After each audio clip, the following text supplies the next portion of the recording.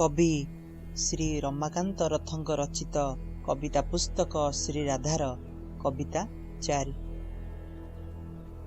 तम ना सबुबेले सेमानंक तुंडरे, तमे तो रक्षा कल सेमानंक नगर को जेतेबेले चिन्ह वर्ण तार भासी चली जाइथांता वर्षारे नईकू, से नईरू अन्य एक नईकू, तापरे समुद्र को। सेमानंक गाई गोरु आजिकाली निर्विघ्न चरी बेल बुड़े फेरी आसुचंती गुहाल को।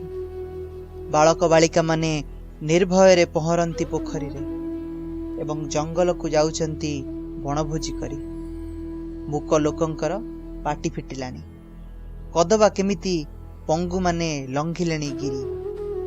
पल पल असुरंक छाई पड़ी आउ अंधार जाउनी घोटी दिन दीपहरी। एणिकी किए से मले पूर्वपरि आउ शोक बा आश्चर्य भाव नाही।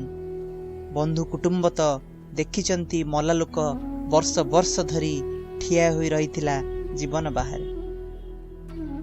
मु किंतु तमर ना उच्चारण करि बसिले ही काहेकि हठात मोर जीव सुखी जाए। गाई गोरु पिला छुआ इत्यादि रे मोर आग्रह बढ़िला नहीं काहेकि ए जाए। काल काल ए नगर न भांगी काहेकि रहिथिबो। आजिकाली कथा कहूथिबा चालबुल करुथिबा दिने मुक पंगु लोकंकर समग्र अतीत किए निश्चिन्न करिबो। जन्म होई नथिबा बा बहु दिनु मरी सारिथिबा लोकंक आखिरु किए लुह पोछि देबो। परि नानादी प्रश्न निजको पचारे निजे मु अज्ञानी नारी। चाहि बसे तम पाखे कृतकृत्य लोक मानंकर शोभायात्रा चली गले केउ बुदा उहाडू बाहरी तमे आसी ठिया हेबो मो पछरे। मो कानरे खाली मो कानरे कहिदेब सबुर उत्तर। चाहि बसे तम पाखे कृतकृत्य लोक मानंकर शोभायात्रा चली गले केउ बुदा उहाडू बाहरी तमे आसी ठिया हेबो मो पछरे।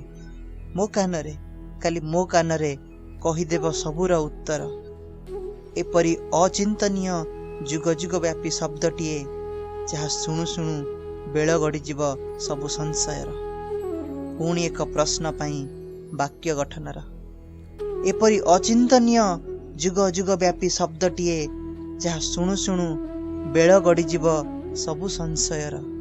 पुणी एक प्रश्न पाई वाक्य गठनर।